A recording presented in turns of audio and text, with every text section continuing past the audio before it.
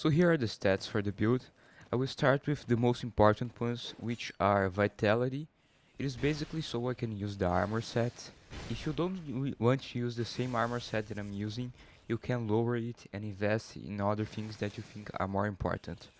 Also the Faith and Intelligence is just so I can use the magic. The Intelligence is really not that important. It only is if you want to use Cast Light, which is a spell that lets you see in the dark, but there's not really a need for it.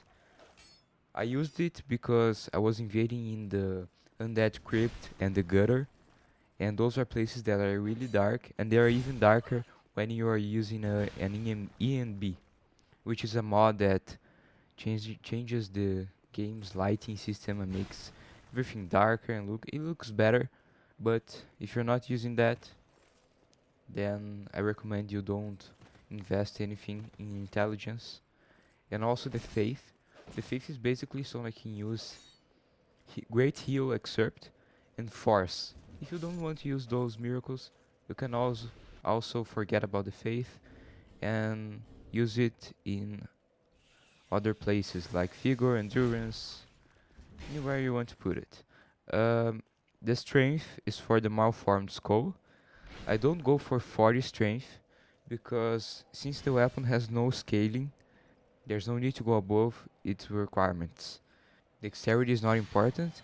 There's nothing that I'm using that requires dexterity, so don't worry about that. The adaptability is for the agility, which is 96, and that is combined with the attunement. Because if you don't know, attunement also gives you a little bit of agility. So 16 attunement plus 18 adaptability gives you 96 agility. Now with the attunement, it is 16, just so I can have 3 slots and use the magic that I'm using. Vigor and endurance is pretty self-explanatory. It's basically what I think is necessary. I would like to have more, but that's what I can do with the build that I'm using right now. So let's go to the armor sets. Here are the armor sets. It's really personal preference. Use whatever you want to use. I think these armors look good and fit the build, but it's your preference really. Now let's go to the weapons. Malformed Skull, because it looks like a skull and fits the build theme, which is bones. Same for the bone shield and the bone staff. As you can see, I don't have the requirements to use the bone staff, but I'm just using it to cast the light spell, so it's not important that I have the requirements for it. Cleric's Chime is just for the Force Miracle, which also does no damage, so it doesn't really matter what chime I'm using. Unless you are concerned about cast speed, then yes, the chime you are using can affect that, and also the amount of attunement you have can affect your cast speed.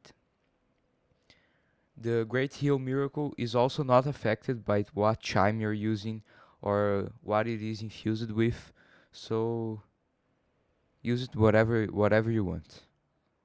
So here we have the rings for the build. Bracing Knuckle Ring, because the Malformed Skull breaks really fast, and this is going to slow the breaking process down. If you're not on PC, this may not be that useful, and if you're not going to use this, I would recommend that you use the Ring of Life +2. The Claw Renti Ring, because stamina regeneration in Dark Souls 2 is really slow, and having a ring that makes it faster is really useful. Third Dragon Ring is a must-have in Dark Souls 2 because it gives you more HP, stamina, and equipment load. And the Ring of Blades because it raises your physical attack damage. That's about it. Here we have some gameplay. I'm fighting some 2v1s and only 2v1s, no 3v1s. But this build is pretty effectively and it does a lot of damage. Remember to infuse your Malformed Skull with raw, because it has no scaling.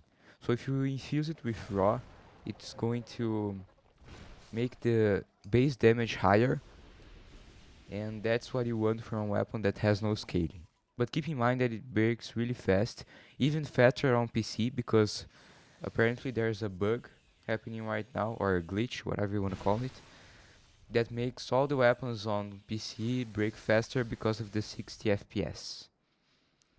And just carry around repair powder and that will do it. So that's about it. It's a build that looks cool and it's not that overpowered, no. The mob from Skkul can two-shot a lot of enemies, so it is pretty strong, but for PvE I would not recommend it unless you have a lot of repair powder, because it's pretty annoying to have your weapon broken every 6-7 hits. And I hope they fix it on PC, because it's really bad right now. Thanks for watching, hope you guys enjoyed the video, and if you have any questions about the build, leave them in the comments below. Bye.